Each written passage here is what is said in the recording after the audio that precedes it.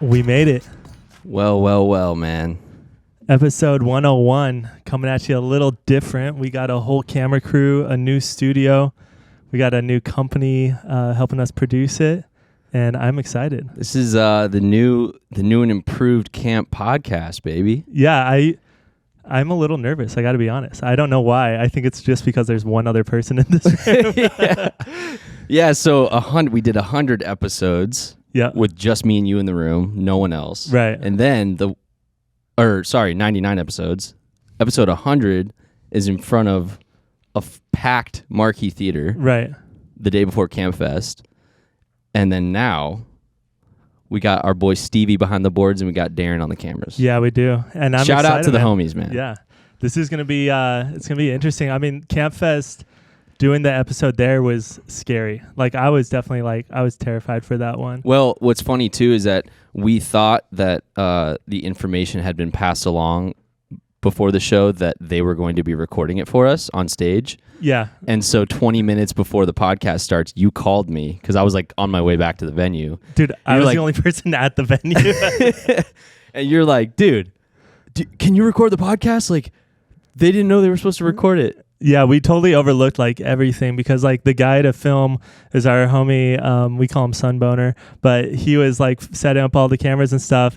And I was like, all right, cool. And then somebody comes up to me, 10 minutes before we're supposed to go on. And it's like, all right, so you guys are recording this? And I was like, I thought you guys were. And he's like, we don't have the ability to record, which is weird because every time we played a show there, like we're able to get like soundboard recording. So I was like, yeah, perfect. And so 10 minutes before we go on, I was already nervous just because it was a really heavy weekend and I was already just scared for the entire weekend. I was just like so much anxiety.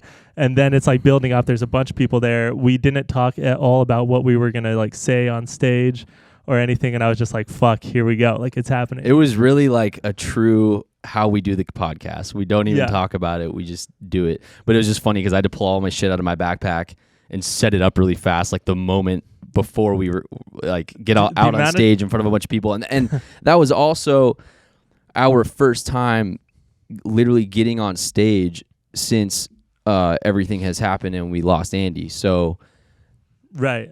It's kind of crazy that we even did that. No, that was a whole dude, like the whole like even just showing up for first having to do that last minute, like who's going to record it. It was so much like just every show we've ever done. Like there's always like one thing that happens. It's like, hey, it's too hot. The laptop's overheating. What are we going to do? And we have 5 minutes to figure it out. But it was like, for me, like I had so much anxiety for these shows because it was just, it's a lot. We had never been on stage without Andy. There was so much preparation for it. And it kind of made this giant like mountain in my head where the closer the date was, the more anxiety I had. And I was just like kind of freaking out beforehand. And so I had gone to dinner with Jared Watson and like I was already like panicky kind of before. And I go to dinner. I'm like, dude, I feel fucking like weird. And then we get there. They're immediately like, hey, we're not recording. We don't know what's going on. Were you talking to Jared about it at dinner? A little bit. I was just kind of like usually I try to just keep it cool. Yeah. But yeah, no, I was definitely like internally like, fuck, I can't eat right now. Like I feel like shit. I have diarrhea energy, Diarrhea energy is like when I just have the anxiety and I just like convince myself that like I look like I get that. I am time. very well known to decide that I actually have to poop 5 minutes before we go on stage. Yeah. And it's the nerves. That's what it is. Like I get It's not even that I'm nervous to play the show. I think just that energy of like getting prepared. It's diarrhea energy. It's diarrhea energy, dude. It's real. You get it. But I think you need that to have like preparation to perform at an elite level. See, my biggest fear is because I get diarrhea energy so often that I'm gonna convince myself that real diarrhea is just diarrhea energy, and that I'm going to have diarrhea in like a time where I'm just like convincing myself like, no, you're fine. It's not diarrhea. Do you know what you might be doing too? I think sometimes you might be confusing diarrhea energy with food poisoning. So like, you're in this constant battle of knowing like, am I about to perform at an elite level or did I just eat a really bad batch of oysters? Yeah. I have food poisoning? It's so insane that how much that runs through my head every single day. Are you still battling with the food poisoning phobia? I've been paying a therapist like rent money every month to try to get over it, and it's getting better. Rent money. I was so nervous about the Kamp Fest shows, and like honestly was just like not in a great place after Andy died, and like it was scary, like probably the scariest moment of my life. So I definitely have been doing a ton of therapy, but it's been helping a lot, and like I feel like it's great, for the man. first time. Yeah. I'd been to like therapists in the past, and I just like felt like it was a waste of time, and I was just like I would always lie to them and like try to make myself feel better, and I just hated it. But now that like I'm the one paying and it's not my parents paying for me as a kid, you know, like I was like I really have like a mission of like I need to get through this, and like I need to be better, because like there's two paths I saw myself taking, which is like what I used to do where I would just get really fucked up and I would kind of be a mess, and the other path was like I can like do better. And I was like, do I want people to see me as somebody that like didn't take this well and like fucked my own life up because of it, or do I want to be like doing well and like moving forward and like using it as like motivation? And so it's been helping, but still get that diary energy every now and then. Yeah, man, there really are. It's those two options. There really isn't for me after he died, there isn't that middle option. It's like you're either going to curl up into a ball and like be mad at the world and ask why this is why is this happening to me? Why is this happening to us? Or you can like really dive into it, and being able to see all the beautiful stuff. Like for me, Kamp Fest was this is the first time obviously that we've spoken after playing Kamp Fest. Yeah. And obviously done the podcast again or done anything kind of public. So for me, Kamp Fest just showed me so many things about life. Like that's what I got out of it. It was just this crazy, like we could do a whole podcast in the future about the preparation and how much work it took to make Kamp Fest even possible between, the first time we all got together, and I think it was 6 months after Andy died, me, you, and Tanner met at the studio, and we're just like, all right, we got to play a show for Andy. Like it's time that we like start thinking about playing a show for Andy, but none of us were ready to even play a show yet. Yeah, that was the hardest thing. It was like we were pretty much, you had to fully commit to something that you couldn't even like fathom doing at the time. Like, because we were like, a wreck, and it only been, I think it was only like 3 or like 4 months or something since it happened, and we had to decide, hey, we're going to get on stage and we're going to play a show, and we're going to like go be in front of like the fans and talk to people and stuff again. And so having that weight of like, there's no way I'm ready, but I'm hoping that just in 6 months from now I will be. And we had to like say, and just do it. Yeah, because we knew like, all right, we know the first show needs to be in our hometown, in front of our friends and our family, and we need to throw, Andy a massive show. But we knew that like to put on a show at the magnitude that we thought was possible, we were going to have to start planning for it before we were even ready to actually do it. And like we didn't have a lot of time. Like it was already like we were already rushing by the time we decided to do it. In order to make it happen was like trying to work with other people's schedules and getting other bands and artists to come out and make sure like a lot of things had to go really, really right for that to work out. And like they did, luckily, but it was stressful, man. It was just a lot of like, getting with the city. Like we announced the show before we even knew who was going to be on the, and it was just like praying that everything would come together. But luckily it did. And I'm really glad we did the pre-party the night before, because it was like kind of a way to dip our toes in the water a little bit. And it set the vibe for the weekend. Which I thought was really special. We didn't have to like go straight out on a stage and then play a show. Like we got to go out on stage and talk, kind of get a vibe in a smaller crowd, and then the next day was like the real thing, and that was a pretty fucking surreal moment. Yeah, man. Yeah, dude. It was such a crazy feeling for me too, because like you were kind of talking about how obviously destabilizing it is to not only lose one of your best friends, but when your best friend is also your business partner that you've been like building something with for the past, it's like 16 years. Right. It's like multiple, it's almost like Andy died twice.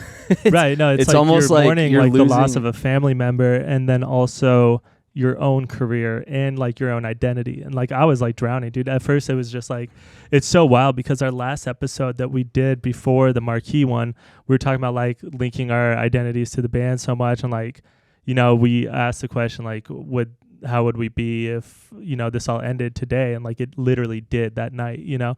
And it was 2 nights. wild. It was like the day before Andy died. It was the in night the of accident. that last studio. Was it the day of? Yeah, it was the day of. That's wild. So it's like we're having that was this, the 99th episode. Yeah, this full conversation about like what would happen if this all ended tomorrow, and it did. And what's crazy about that too is that when we filmed that podcast, all of us were living together for an entire week in an Airbnb out in LA while we were working on new songs. Yeah. So like we were with Andy, like I cooked him fucking breakfast every morning because he doesn't know how to cook himself breakfast. Yeah, we all like sat and we watched the Suns in the playoffs, and like we made him watch I Think You Should Leave. Dude, I had such a good week. Yeah. Like there's so many things that, you know, I do want to get back to talking about Kamp Fest, but the things that I remember the most are like the Red Rock show. Yeah. I mean, how wild is that? And just the fact that we got to like spend a week together doing what we love, like it's crazy. It's dope. Dude, Red Rocks, we played Red Rocks with Jizza and Sublime with Rome. Yeah. And that was our last show as a group. And like, how fucking crazy of a last show is that? And like Andy's family was there. Like we all had our friends there. And like, it was just like, it was fucking fun. Mm-hmm. And I was nervous for that show because like Andy didn't show up to rehearsal for it, and we were just like, this could go either horribly or it's gonna be great, and it turned out great. Yeah. So it was just like this crazy weird like week where we didn't know what was happening, and then we get in the studio and the studio was going awesome, and then like, you know, man, it's crazy. It's like it's making me realize how fast life moves and how fast it changes, you know. Yeah, it took me a long time to realize like I'm gonna be okay, because like at first it was really easy for me to just be like, my life's over, because that was my entire life. Like the band has been my entire life, and like traveling and all that, and so it's like it was really easy for me to get into like a headspace of like, I'm done, like I've got to start over, like it's done, you know. But the more that time oh my god, I'm glad that didn't hit me that. Bro, I told you to tighten that paddle on the I'm back. just glad it's not. It was hanging up like right above my head before. Oh man, if that would have hit you in the head, that'd have been so good. Holy shit. That's awesome. All right, well, someone's getting fired for that. I'll tell you that much. Yep, first episode not so great. I'm just kidding. It's the command strips, man. What were we talking about? Just like the loss of our entire identity. Yeah, no, it's Sick. just, but like I was saying, like I was saying, it's just like it was so easy to get in that headspace of like it's over, you know. But like as more time went on, and like the fans have been like crazy as far as supporting us, and you know, selling out any merch that we put out, and coming to like dude, Kamp Fest was crazy. There were so many people there. Dude, it was the most epic. And I honestly, even when I say this, I don't think I'm biased because I was on stage. That was the most impactful, like emotionally and spiritually insane show that I've ever attended in my life. And the experience that I had on stage, I'm completely sober. I played the show completely sober, and it felt psychedelic to me how much love was in that amphitheater. I have never felt something like that in my life. And for everyone to travel across the country to come like be there for us, and like, dude, there's like people in the front row like crying. And then next thing you know, I'm like on the drum riser crying, and like just like, this is nuts, dude. Like, this is what we've created. Like, it proved to me at least, like it was easy to have those really scary thoughts after Andy died, like, oh my God, everything we've worked for is over, because he's the face of the band, he's our singer, he's the sound, we all are, but like it's Andy. It's like, you can't replace Andy. He's an irreplaceable person. And you know, that was just, it's just so intense, man. Yeah, it was it's just the tickets, like I was always watching the ticket sales and being like, are a lot of people going to show up? And, it's like, how is it going? I was always like just worried, like, what if this, and it wasn't as big as it could have been because we didn't have much time for like advertisements, and we weren't able to get like much sponsorship. And it was scary because like we had put up, like we promoted the show with a partner, so we put up a ton of money and risk on our end. And I was just kind of like this, it was just so much had to go good for it to happen.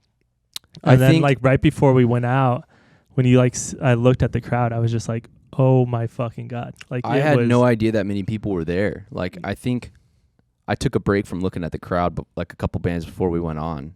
Yeah. I didn't. And when we walked out there, I just couldn't believe how many people showed up to be there for us. Like, dude, I was so nervous that it was going to feel like just, all sad and bad. Like I thought it was going to be this, like, this is the last show kind of feeling. And when I was up there, it was just like, that's why I'd done so much therapy, because I was like, I want to be able to experience it. There's so many times where I have so much anxiety, or like I'm in my head about so many different things. It's like we'll play shows and I'm just completely thinking about other stuff, and I don't remember the show and I'm not there. It's like you black out almost. Yeah, it's kind of like you just kind of push it out. And I was like, I want to experience this. I want it to be good. And like walking out there was just fucking nuts. And like I just felt, like you said, like it was like I felt like I was fucking tripping at times. I was just like, there's so many. I felt this pulsating, almost like this like pulsating of love from the entire amphitheater of people, because I could feel that everybody in there was captivated in a way that was not like a normal show. And we had visuals behind us, and we spent weeks preparing video content and editing. We literally were editing video an hour before, up until an hour before we went on stage for the show. And then like we were like out there setting up the photo booths and all the other stuff too. It's like, and we did like, as far as the set list, like it was like really important that we were like, we don't want it to be too heavy for too long. Like obviously there's gonna be parts where it's heavy, and like I think the show was just like a perfect it had like the nostalgia, but it wasn't like a gut punch the entire show. It was like really fun and exciting, and then really sad, and like it was just like this really like that's what felt so weird for me, was like once we walked off is when I broke down, because I was just like, I felt everything. I was like crying from being so sad, and I was crying from being so happy, and feeling like amazing of like being on stage. Like I remember like walking off and being like,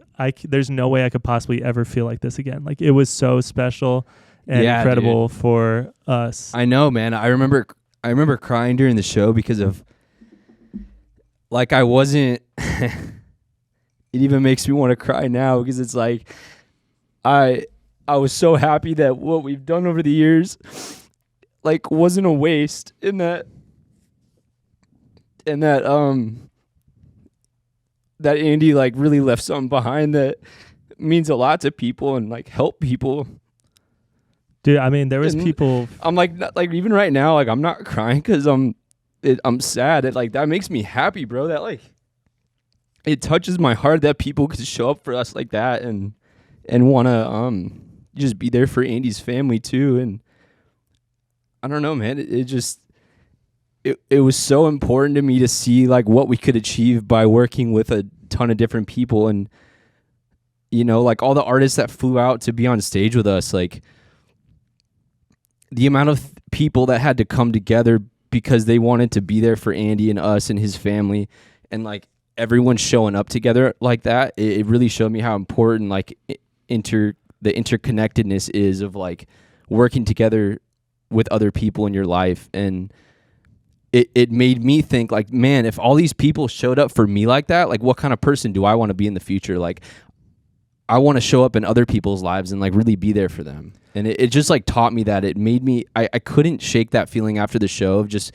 feeling so grateful that we were in the position to like have that amount of love, and I don't know, dude, that just meant so much to me. Like that's why like it makes me cry when I even think about it. Yeah. It's just like, it's so special.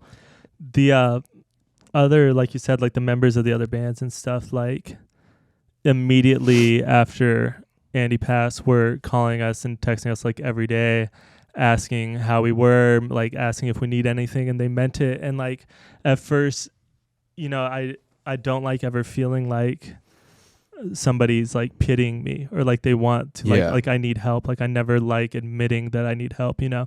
And so once I realize like this is real and like all these people like with no strings attached want to support us and want to be there for us and love us and like, you know, and immediately everybody was like, we want to support everything you guys do in the future. And it's just this like overwhelmingly crazy thing because you feel like, oh, we don't deserve this, you know, or like this is only happening because of the circumstances. But you kind of realize like, no, this is all, you know, the fruit of like what we created over the last 15 years because of Andy. And like, I don't know, it was beautiful, man. It was like seriously the most surreal night. And like to be able like afterwards to just party with like Iration and Dirty Heads and Rome and like, and that's what's crazy. Like you said, like, you know, all these artists are people that we've looked up to over the years and toured with, and like they were at a higher level than us. And me and you have talked about this recently, how there's always kind of been this barrier between an opening band and like a headlining band. Yeah, there's like and it's just like a barrier of like, it's not even them being like we're better than you. It's just like this barrier of like not really getting to know them because like, you know, we're just on different levels. Yeah. And when Andy died, that barrier between not only just other bands, but like other people in my life, it seemed to have shattered to where like everyone, like Kamp Fest, going back to that, it almost like just made it to where like everyone collectively understood that love is the only thing that matters. Family, your friends, the people that you love and care about. And that to me, like experiencing that on a very high level and being able to feel that and honoring Andy at the same time was the most meaningful thing that we've ever accomplished as a band.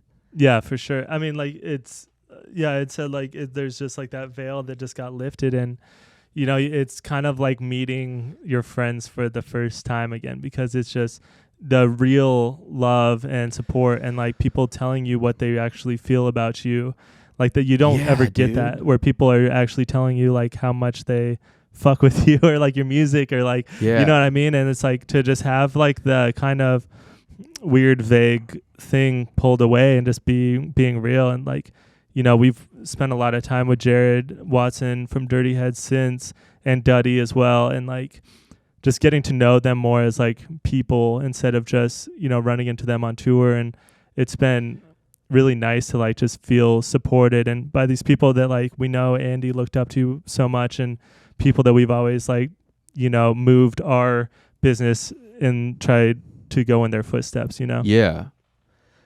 Yeah. And then seeing, you know, I remember getting off stage at Kamp Fest and seeing people that I never thought I'd see crying, just sobbing, dude. Like when Jim, dude, when Andy's dad went on stage and absolutely murdered, by the way, his speech at Kamp Fest, bro. So, and that was another dope thing too. Like when we were building the set for Kamp Fest, we at one point we're like, all right, well, we gotta get the family on stage somehow. Like, and I think you throughout the day, like, what if they did the encore?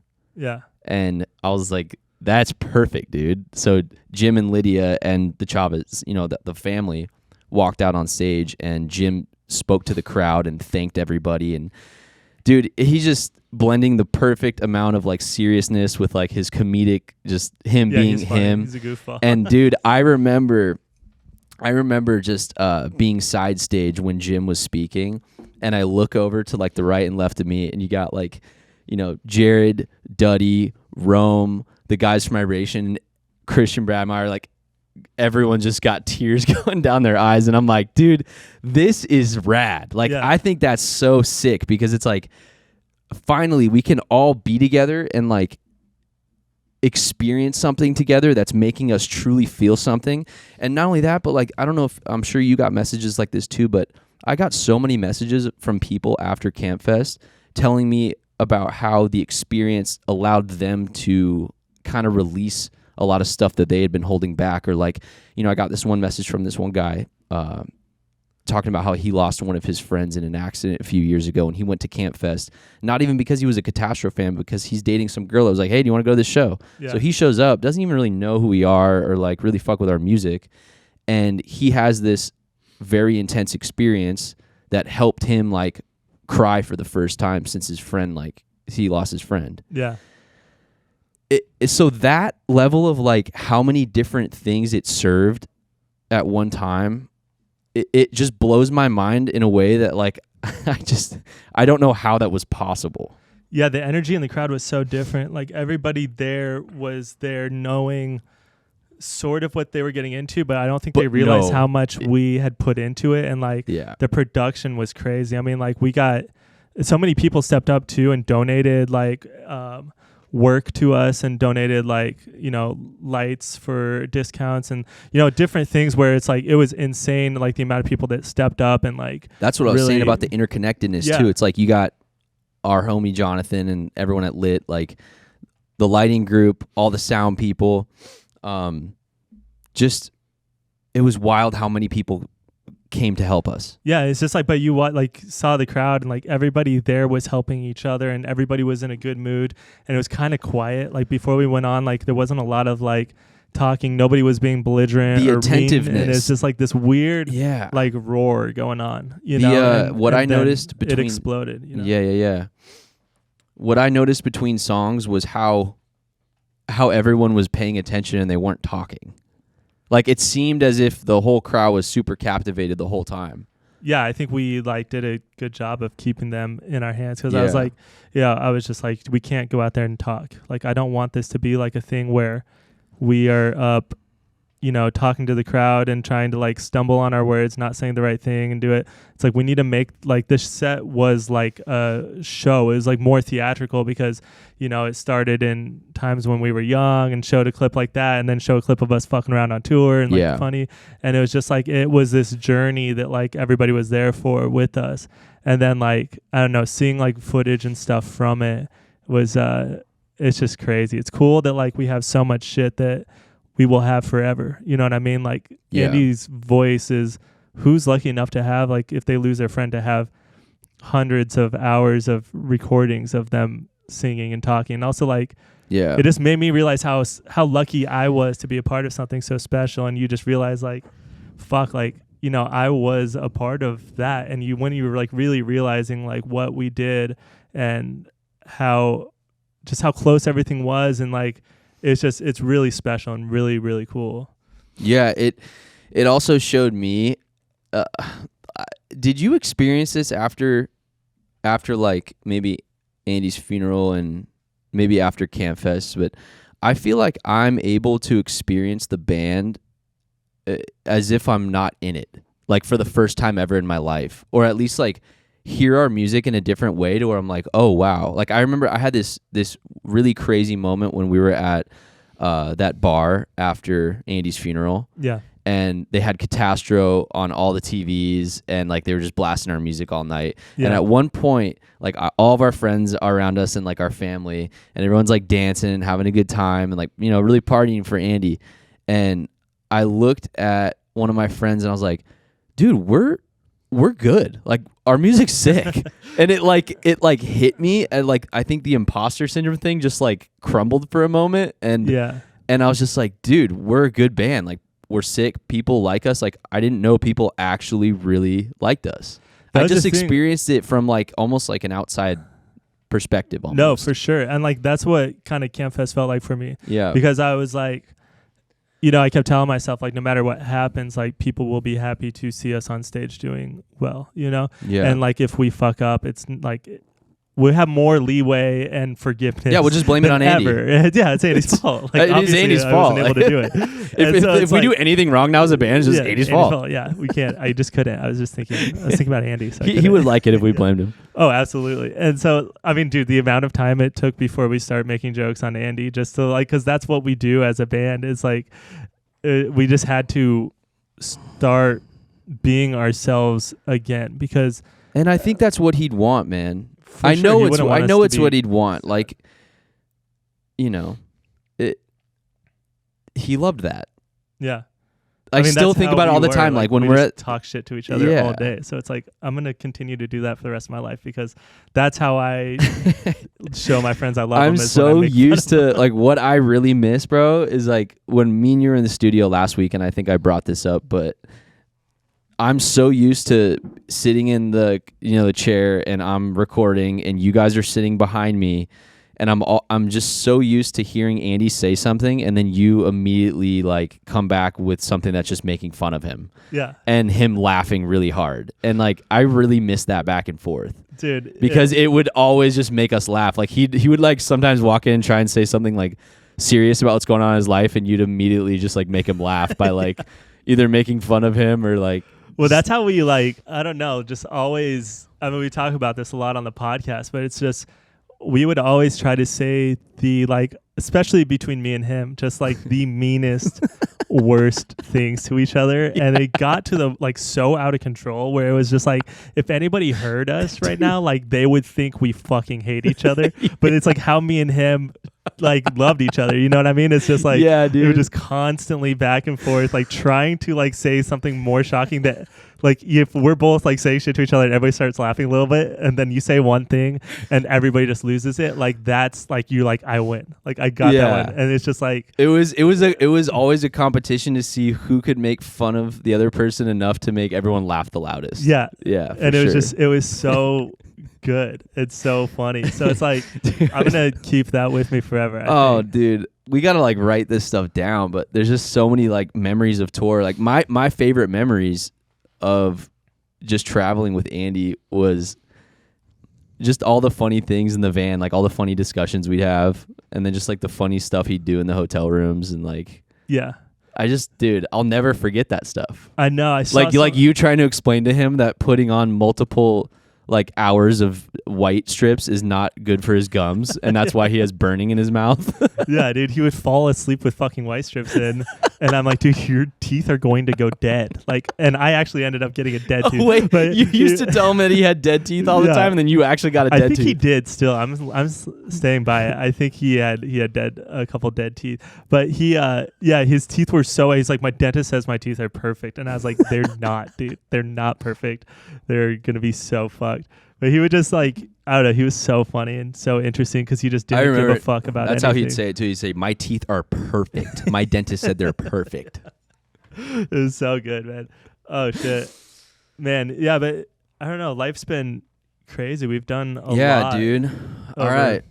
I mean, it's been a year pretty much in the next 2 weeks. Yeah, and that's why, to be honest with you, man, even this last week has been really tough for me for some reason. I've just been thinking about Andy a lot, and it's really weird. I don't know if it feels like this to you, but there's a certain element of it being more difficult as time goes by, because sometimes like things will happen where it reminds me that he's really gone, and I still sometimes wake up and feel like it was yesterday. Yeah, that we got that phone call, and you know, I was just in Palm Springs, and like I had to drive, like just being in the same area that you're like, it was difficult, and it was just like, I was like, dude, I feel so anxious and so antsy, like I don't understand what's going on, and then it kind of hits you, and you're like, fuck. Yeah, but it's I don't know. I mean, it just comes in waves for sure. Yeah, and like little funny things too, like Drake will come out with a new song, and like I'm not getting that text message from Andy being like, yo, Chaves, you hear this new Drake song? Or like stuff that we would share with each other immediately if that we were like excited about. Yeah. I'd always send him shit with Suns, and like we got Kevin Garnett, and I was like, or not Kevin Garnett, sorry, Durant, and I was just like, usually I would just send him all this stuff about Suns and stuff, and it's just like, who do I like? I don't talk to anybody. Like there's so many things that I would talk to Andy about like every day that like I don't talk to other people about, and so it's like, but in the same time it's like I have you and Tanner, and it's like it's such a mostly unique experience just having it be like your whole career involved with the loss of a friend, that it's like it's very like unique, and not a lot of people know what it's like, and like people try to like help, and it's nice, but it's so different. So it's nice having, at least I have other people, that I know that have been through the same thing. Yeah. And also like, I mean, there are other bands that have, like I was talking to, Sublime with Rome and like the members from Sublime, and just about life after that happening. And it's really crazy. And it's kind of cool to just know, like, it is whatever we want to make it, and we can do a lot still, and we still have so much support, and the fans loved us too, and like knowing like that it's not pity when people are doing it. It's like they really care. And I don't know, like I'm excited for the future again, which is a good feeling, because there was, for a lot of this year, I was just scared. And obviously there's still times where I'm just like, I wake up and I'm like, what the fuck am I doing with my life? Like, what's going on? But I think I've always had that. And so I don't know if that's any different. So I'm excited for the future too. And I think, going back to like just all the gifts that Andy gave us over all the years, and how we can use those things to move forward into whatever the next chapter of life is. I think surrendering to the fact that for me personally, I think when I do get anxiety, or when I do feel like I'm starting to kind of spiral, it's really just like the ego part of me not accepting the fact that life changes. Yeah. And like not wanting to submit to that. And that's just like how the world works, and that's how life works. Things change and people die. Like I could die tomorrow, you could die tomorrow. We both know that now. And it's really hard to hold that though, and not forget that, and find this balance of not letting it make you feel like you're getting fucking crushed, but then also using that to like really put things into action and like do what you need to do. Like start today. Start doing that stuff you need to do today, because I don't know, man. It's crazy. It's like it could be. It doesn't even feel real when you say that, because it's just like, well, we've been alive our whole lives, so it's like, why is it any different? But it's like, after experiencing so much death over the past few years, it's like, I don't know. It's good to like think about it and feel it, and see how you could take some things from it and use them as tools. Yeah, the hardest part for me is just like letting go of the control. Like I have no control over it. Yeah. And as much as I want to sit and be like, why did this happen? I wish it never happened. Like my life is completely different. And like, it is hard. Like we had our whole like life planned out for the next 5 years, and I knew exactly what I was going to do. I knew where I was going to be. I knew, how income was going to be and stuff. And you were just kind of like, to have that turned around and be like, I have no control over this, and it happened, and I can't do anything about it. There's nothing I can do to undo that. You know what I mean? That was the hardest thing, of trying to accept that, like, dude, I just can't change this. And I can either let myself be, mad at myself or feel sorry for myself, or I have to just keep going and like continue with what I was doing and, figure it out. Yeah. And I think it's interesting to think about how I think human beings, we would like to believe that we know what the best plan is, like for our life, and like how that like we can design the best life and the way that everything should work. Yeah. But it's like, like you're really into sound design. Yeah. I'm into recording music. There is so many things that go into that. Like even that new synth that you just bought, like you don't fully understand how that works to its fullest capabilities. Right. Like you just don't. Like there's so much stuff that it can do. I don't know if I ever will. Exactly. Like so many unknowns. So my point is, like, I don't know if this analogy works very well, but like why, if you can't even like fully understand like a synth, or I can't fully even understand like some like music recording software, because it has so many different windows of opportunity inside of it, what makes us think as human beings that we know how things should go and that we should be the ones that are designing our own lives?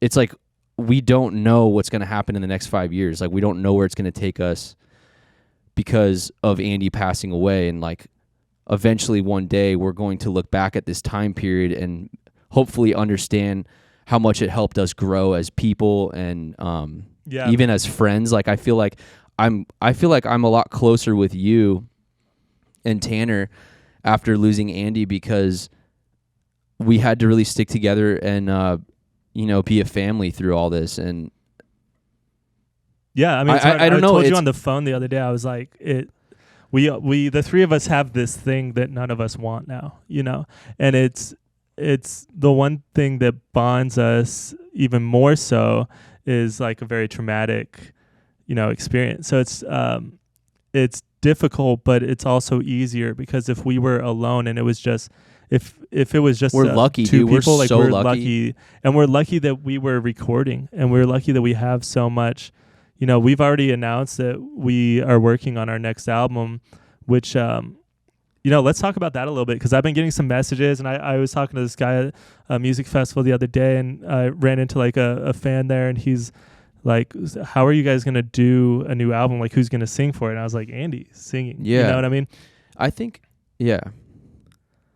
I How think, much do we want to talk about? Well, I mean, let's not say like names or anything, but it's like we were in the studio for an entire week leading up to Andy's death. So, we were out in LA working on songs. With Dirty Heads, yeah. With Jared and Duddy, because they were helping us like co-write some stuff, and we were just, in the room writing with them. Yeah.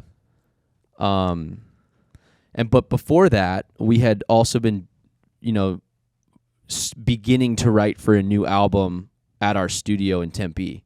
Yeah, we had a handful of things that were just very, very rough demos, and a lot of like scratch vocals. And for like people that don't know what that is, it's kind of mostly mumbling, and it's not the real take, but it's like kind of like the placeholder take where Andy would go in and he would generally just freestyle and mumble things, and then eventually fill those in with words and just find like the phonetics and melodies and stuff. Yeah. So basically, he'd get on the mic and just let whatever he's got feeling, like let it out. So just kind of a mixture of gibberish and words. Yeah, and then. But what's crazy is that a lot of those takes are fire, and a lot of them are real words. Yeah. And after Andy died, we got together and we took a trip up to Globe, where one of our producers, the guy that helped us produce the last like 5 Catastrophe albums and mix the last 5 Catastrophe albums, Matt Keller.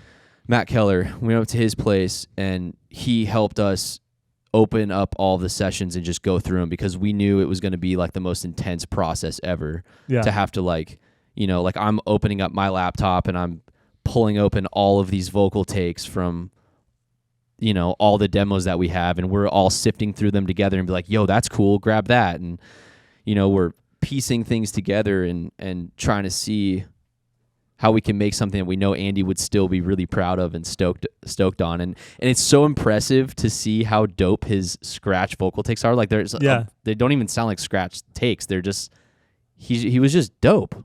There's so much that was so good. But it's also been like the most challenging writing process. Like, we're not near done on it, but we've made a lot of progress since. And it's just going through and being like, okay, this vocal is really cool, but I don't think the music makes the vocal good. Or like sometimes it's like, there's tracks for sure that we probably normally would have been like, let's just keep writing and see if we can beat it, Yeah. And now it's like, this is what we have. So we have this amount of music, and we need to use all of it. And, how can we change the music to change keys so that Andy's vocal lines up this way? And like, it's been so challenging, but it's been really good and fun. And I like, our biggest thing going into this album is just making sure it feels just like the next Catastrophe album. And it's not this like, this is the best we could do. Like, no, this is like the best we could do regardless, even if we were able to continue writing and stuff. So it's been challenging but fun, and I'm super excited for all of that. But we still got a lot of work ahead of us. Yeah, dude. For me, it's been such an important part of kind of like the healing process and the therapeutic process of working through Andy's death, is being able to work on the music and listen to his voice and know that we're sitting on stuff that people haven't heard, that we know he's excited to release to the world. And I hope that when the stuff does finally come out, that it can be really meaningful to all the people that are listening to it too. And I think I know it will be. Yeah, for sure. I mean, it's gonna be like sick. Every song on it has Andy's voice on it. So it's like there's a ton of we're getting a lot of cool features of like friends and people that we were actually close with and people we fucked with to, you know, do other spots where Andy didn't finish that part of the song. Yeah. Because a lot of these songs were like very, very early stages. So we would have put in a lot more work. But like one part of me after we did it was like, damn, like we don't have enough to do anything with really, like right when we got back.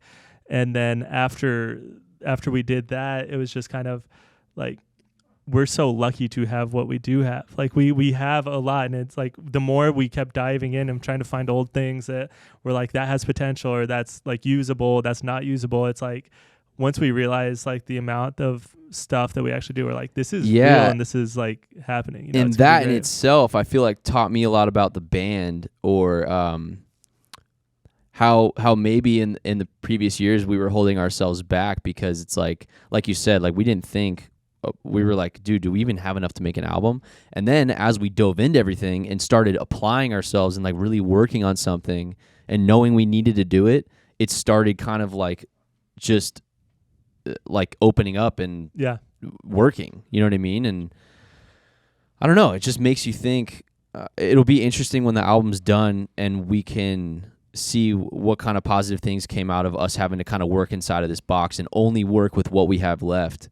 Yeah, and I think it's gonna help it just because we have to 100%, dude. Really, like I mean, like in the past, like overthinking things has kind of like hurt us and fucked us on like, you know, just overanalyzing everything and being like on things that don't matter. We would always be bad at it. But now it's like this is all we have, so we are like looking at every single aspect. Like, does this benefit it or does it not? Like, are we just adding things to add it, or is this like making this song better? And it's really coming together so well that like, you know, the things that we've done to these songs that originally I was kind of like, I don't know if there's enough there on the song to make it like a real song that I'm going to be happy with. And now I'm like, this song's fucking amazing. Like I could hear people, like I know people are going to love this. It's really exciting. And like, you know, having something for us to work on still and move forward has really been helpful because it would have been a lot scarier. Yeah. I know for me, it definitely would have been so much harder if we had nothing in the vault and then he died. Yeah. Like, I just don't think that's how he would have wanted to go out either. Like it's we were joking in the studio a couple weeks ago. Like it's almost as if he just like did the lowest amount possible, the bare minimum, and then it was like, yo, peace, you guys handle this. Yeah, which is like studio. The most Andy thing ever. Like when we repainted the studio last year, I like texted everyone, was like, yo, I took everything out of the studio, like we're painting at this time, blah blah blah. And Ryan and Tanner like, yeah, sure, I'll be there then. Even Gonzo, like our manager, he came through and like primed all the walls, and then Andy showed up for about 30 minutes, and then he painted like he painted literally like a fucking like 5-foot area of the fucking wall, and then and then he's like, oh, I gotta go get my car washed, and then he just left. Yeah, he would. And I was like, dude, you know what though? You showed up in the way that you know how to, so thank you, Andy. I love you. He would skip band practice and be like, well, I can't go until 1 because I've got to go to the gym at noon. I was like, go to the gym at 10 and come to the studio earlier. And like, you're not training with like anybody. You're like, not an elite athlete. Yeah, it's like you're going to a gym that you can go to at any time, but you're saying you have to go at noon. And like it was just so many things that were so frustrating that like fuck, I wish that I could experience that frustration of but now it like it's just funny. He's hilarious, dude. I do have a confession. The other day we were in the studio working, and I said I could only be there for 3 hours because I was late and I had an important doctor's appointment, and I actually just got Botox instead. Oh my!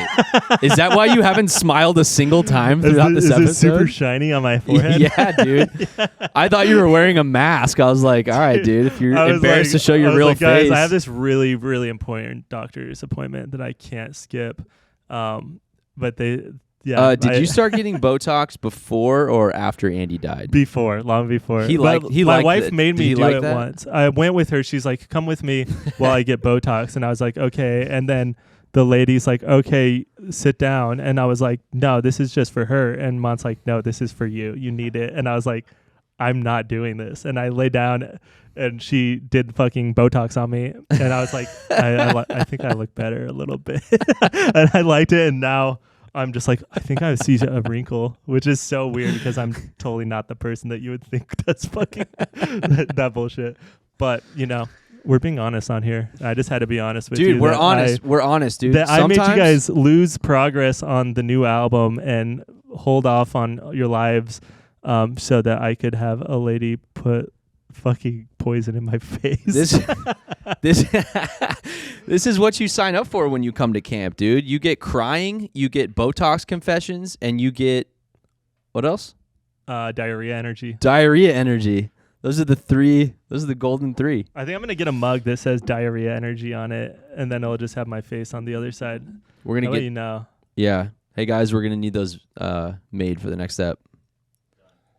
They said done.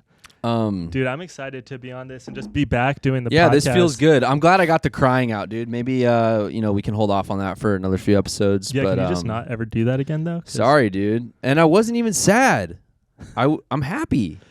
I'm happy about it, and that's why I think I'm just like feeling stuff on a different level after he died, and I think I'm still making mistakes, man. I'm still like learning and stuff, and I think we all are going to for a long time, but not you. Perfect. You have perfect soul and perfect face because of the forehead. Botox. Yeah, perfect flawless forehead right now. Did you get the Botox injected into your heart too?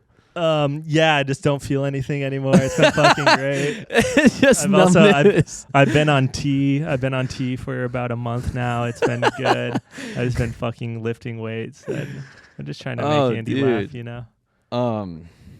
But yeah, I mean, I think this is exciting, doing the podcast in a whole new light. Yeah, we were... You know, we had done so many episodes of the podcast, and like it really for us was just something cool that we could do for free for our fans, you know.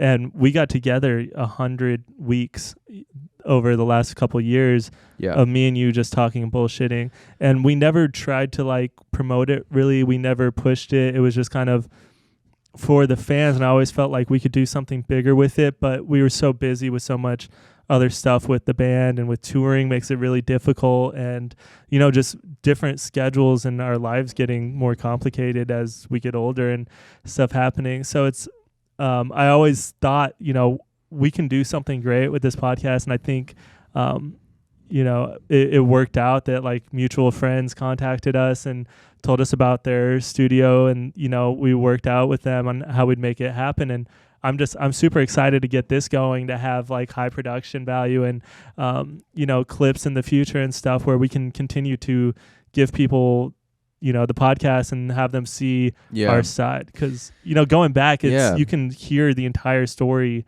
of what our lives have been like for the last 3 years on here. I know, dude. I mean, I'm sure if I listened to the first like 20 episodes, I would probably cringe at how much of a different person I was a couple years ago even. You know, I just feel like I've changed a lot, you know. We both have since all that stuff happened. And yeah, dude, it's also for me, I feel like because of how quick everything is with like Instagram and content and just everything's like a second to 2 seconds that you're like consuming all day long. I think it's important to have long form discussions about stuff that isn't just like surface level. I think for me it's super stimulating, and I think it's therapeutic. Like even right now, after talking about all that stuff, I feel like I can understand how I feel about it in a different way and better. It's almost like getting the thoughts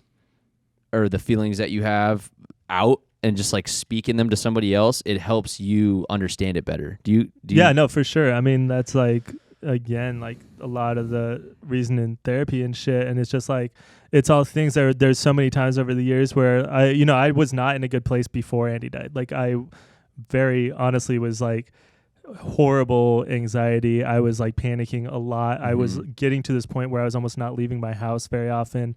I was uncomfortable all the time. I was depressed and just unhappy I was like, super unhealthy and drinking a ton. And I was not in a good space.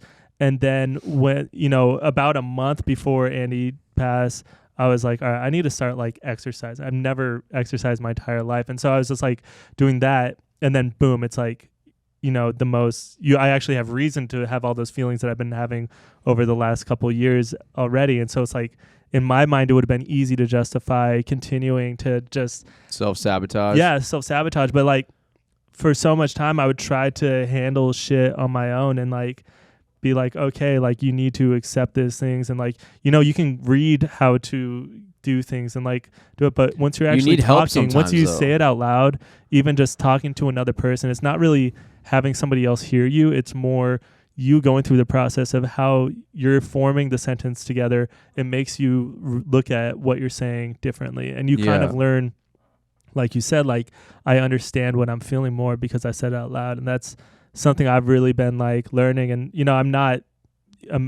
like all the way better. You know, I still have some anxiety, but like I'm so much further ahead than I was even like 3 years ago. Yeah. And it's just, I'm just trying to, you know, continue because I know we have a lot to do still, and I want to be ready for whatever happens. And like I had kind of given up on myself on a lot of ways, and if you know, I wasn't ready if something I wasn't ready for that to happen. Mm-hmm. And now I kind of want to be more prepared for just anything in my life and, you know, be a little better. I'm still the same me, but I'm just trying to like, you know, be healthier and like take care of myself and like mostly my mental health. Dude. I think, that like all the therapy I've done since Andy died really just it helped me shift my perspective on everything. And I think that's really the only thing that we do have control over. It's like how we are perceiving things and how we're seeing things. And if you're seeing things as if you're a victim, it's like you're just not gonna experience the gifts that life's throwing at you, I think. And it sounds so weird to say something like that after your best friend dies, like, oh yeah, look at all these gifts that have come out of this. But like, dude, they're there. Like, they're there if you want to see it. It doesn't mean that I wanted Andy to die or like I don't care that he's gone. It's just like I don't want his death to be for nothing. I want to grow from it, and I want to become a better person because of it too. Like what you're saying, it's like it's almost forcing you to re-examine like, oh fuck, what's going on? Like, dude, if I'm not in a good place and then something like this happens, I'm going to be completely fucked and in chaos. But if I can start getting my life together and start taking care of myself physically and mentally, it's going to allow me to raise the bar on like what I'm able to deal with when life throws it at me. Because inevitably, as you get older, what I'm realizing is it doesn't get easier. Like you're going to have to keep taking on more responsibility if you want to live a fulfilling life that's super meaningful and be a person that can eventually be, reliable. And I don't know. It's all those things are intertwined. Yeah. I kind of had to realize like that what was fucking me up after Andy died really had very little to do with Andy's actual death. And it brought out so much from my past that like I had never dealt with. And I was just like, I was a fucking mess. And I was like, why does this doesn't make sense? Why is this happening? Like nothing made sense to me. And to like just realize like I was just so fragile that everything was affecting me. And then it kind of like makes you like look at everything in my life that I would, I ignore a lot of things. And I realized like, I was so against like conflict that like I would just run from it or I'd ignore it. And I was kind of felt like, look at what my life has become now, where I'm like, I was so unhappy with just like so many aspects of my life that I was just like, I need to work on this because like I can't live like this for long. You don't deserve to. Yeah, like, you deserve a better. You can't do we that both shit. do, And that's interesting you say that because that's exactly what I was going through too. It was like, yeah. It's super destabilizing. Yeah, no, it's like, dude, I started doing really weird shit. Like, I bought like a fucking, like, I was laying in bed. This was like 2 weeks later. I fucking bought that. No, I bought. Is that what you're talking about? No, I had bought that already. My best friend died. I bought this raccoon painting. I was like seriously all over the place. So like I was laying in bed. And like I didn't like leave my room for like, I gave myself like 2 weeks, and I was like, you can drink, you can be sad, you can do whatever you want that you feel like it. You can, not leave your room. But I was like, after these 2 weeks, you need to start getting some of your routine back. And like, I was like, I allow myself to do whatever I felt like I needed to, get through it. 'Cause I was fucking wrecked, but I was laying in bed one day and I was like, I should get some plants, like some house plants. And I had a online cart for $1,000 of like house plants. But they're fake? No, they were all real. Oh. And I had never kept a fucking succulent alive. And I realized like right before I was about to order them, I was like, dude, I can't nurture a fucking cactus. Like I can't keep a fucking cactus alive in the fucking desert where they don't need anything. It's like I'm about to get $1,000 worth of tropical plants for my inside bedroom in a house that's not even mine. Like, what the fuck am I doing? And I just have these realizations like, what? And then I would just be like, okay, and I would keep going, and then it'd just be like something else where I was just doing You're trying to grasp at external things to like anything cope to with like what's going on instead of dealing with it. Right. It was just like anything of like, sure. Oh, that'd be cool. Like I should do that. And it was just so like, then I'd have those sobering moments where I was like, oh, okay. Like, so like, that's why I bought a new synth and like new computer and stuff, because I was like, this is all stuff that I at least like, I know it's not me being like irresponsible. It's stuff I'll use. It's like, I could write it off on my taxes in the future, all this stuff. But it's like, that gave me like, okay, I'm just going to dive into music. I'm going to start practicing. And like, again, cause I hadn't practiced like really for a long time. And I started realizing dude, I noticed a huge change in you over the past 6-7 months. Like, yeah, dude, you should, I mean, it's hard, dude. It's hard to do that, man. Yeah, just and like I still see like the unhealthy part of like the holy shit, I need to buy like $1,000 worth of fucking trees. But like I see that kind of energy coming into like the music stuff. Like when I first started practicing the bass, like I started doing it like for hours at a time, like I did when I was a kid, because I was just scared. I was like, dude, I need to get better. Like if I don't know what's gonna happen, but I know that this is going to benefit me if I do this. So I just started doing that, and then I got the synthesizer and like started learning like way deeper sound design, because it was all like the kind with the cables where you have to plug it in and it's like modular. And you've gotten so fast at that. Like all the sessions we've been doing with the other artists that we've been producing projects for, it's like I'll be like, yo, Ryan, I need to sound like this, and it's like 2 minutes later you can like hand design it super quick. So it's interesting how like we're both growing together after we've been through this traumatic situation. And I don't know, like having other friends and people in your life that maybe like hold you accountable, and not even saying that like we hold each other accountable. It's not like you call me and you're like, hey, are you in the gym today, bro? Like, or like I do that to you, or like try to hold you accountable stuff. But I think the more you try to fix yourself, it starts just automatically changing the people around you, because they start seeing like, oh, maybe I should do that too. Or maybe I should like go start learning a new skill, or maybe, you know what I mean? Yeah. It's like, life is dope when you look at it like that. Like, what else can I do? What else can I learn? What else can what other skills can I acquire that can make me more beneficial to the world and allow me to interact with it on a better level, I guess. I don't know. Yeah. I mean, so like we were at such this like weird level where like on that last podcast, not only were we talking about that end, but I was just like, I feel like something really good is going to happen to us. And I was just like, I just have this feeling like something really good is about to happen. Like, because there was this energy, dude, we were playing, like we played Red Rocks. And it was like, usually like we had played Red Rocks twice before, but this time we had a lot of fans there for us, and we were starting to sell out. There was Catastrophe shirts everywhere in that amphitheater. It was nuts. And like they were there for like, it was packed. It was more people we've ever played in front of at Red Rocks before. I mean, we were exploding, dude. Yeah, it's like we were selling out shows in other states, finally, and like, we were getting all these opportunities, and like there was something in the air though. We were talking about it right before Andy died. I remember being like, dude, I feel really good about like something great is like happening. Like let's fucking go, dude. We've been eating shit for 15 years. Like let's do this. Like But And like that, obviously, like then it's like, okay, we were a little wrong a little bit, but it's like But after again, a little bit of time, I started feeling like that again, and I was like, that doesn't have to be over. Like it's going to be different, and there's nothing I can do about it. Yeah. But it's like it's not over. Like the story's different, but it's not over, and like we can still have all those things that we've ever wanted and that we've worked for, and we still have an album. We still have a lot of things to do and like show people, and like.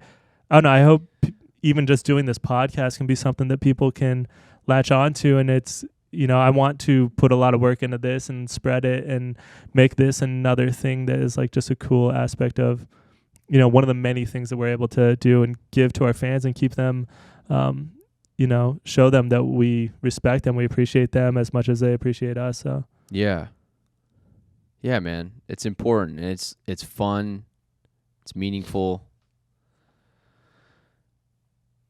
Life is crazy, bro. Yeah. It's been a Life wild is ride, nuts. Dude. It's been a wild ride, but I am finally like very optimistic about everything. And, this is exciting. And, we have so much cool shit happening still. And yeah, it's hard because I wish Andy could be there, but I can't change that, and like. Yeah, the studio sessions have been such a emotional roller coaster. Yeah. A couple weeks ago, I tracked drums for a song and I was fine the whole day. I was like, ready to go, and the moment I put the headphones on and I'm playing drums and all of a sudden I have my eyes closed and Andy's singing and I'm picturing us on stage playing this new song together and I just broke down, bro. I just lost it. I was just like, man, there's like moments like that where you have like the amount of tears I've already shed and like how hard I've cried over Andy dying, it surprises me how much is still in there that needs to come out and how much I really miss him. Yeah, I think the best way we can, honor him and like have our memory is not give up and, continue to just spread the word of like everything we've done. We've done a lot and we have a pretty crazy story, and I still think that we can have that moment where, I feel like something good is going to happen to us again. Yeah, it's and I'm really glad that, Andy's favorite thing in the world, anyone that knows him, not even just the band, but his friends, like his favorite thing in the world was putting out new music. Like he did not, we would finish an album and then like 2 weeks later, he'd be like, you guys want to like get in there and write? And me and Ryan would be like, dude, we have to market this album. Like, can you relax for a second? We would finish an album and then he would just be like, all right, cool, let's release it. And it's like, dude, we have to wait like 6 months. He was always getting in arguments with our managers or everyone about like, yo, we just need to put this out. And to me, that was the dopest part about Andy, that artist side of him that like was such a superpower in a lot of ways. That was like, he really just strictly based like music and stuff off like just how he felt. Yeah, he didn't give a shit about the business side or like anything. Like we would always would always handle like all the business type of decisions, and it would be so frustrating trying to explain to him. It's like, dude, it will be making it pointless to put this out next week because it won't have the push. But he was just like, I think what it was too though is like, because he was writing about personal things that were going on in his life, I think he wanted to get that out there as soon as possible because that's what he was currently going through. And I can understand that. He would just be excited. Yeah, he'd be excited and he'd want people to hear it. Yeah. Totally. So. And it was like a kid on Christmas when we had new music. He'd be so hyped in the studio, just turning it up. He'd call it, it was called Andy Bump, where he'd be like, yo, let me Andy Bump it. And that meant turning it up so loud to where everyone in the room had to like walk out because it fucking hurt our ears so much. And he would take videos of it and it was like, you couldn't fucking hear anything on his camera because it's so fucking loud. He's like, no, dude, this is how it sounds the best on Instagram. Trust me. And we're like, all right, dude. You film it sideways and like pretend like he's like touching knobs, and it was just like you can't even hear. We're gonna have to, when the album comes out, we're gonna have to do an Andy Bump. Yeah, we will. We'll rent a venue out. And we'll do a true Andy Bump for the fans too. Yeah, that'd be cool. But should we wrap this one up? Yeah, I think so. I think that was, we had diarrhea energy. We got some Botox. We cried. Yeah. I think you couldn't tell I was crying though. You couldn't have asked for a better first, welcome back to the Kamp Podcast, the new and improved version. This is Kamp, baby. Welcome to Kamp. Out. Peace.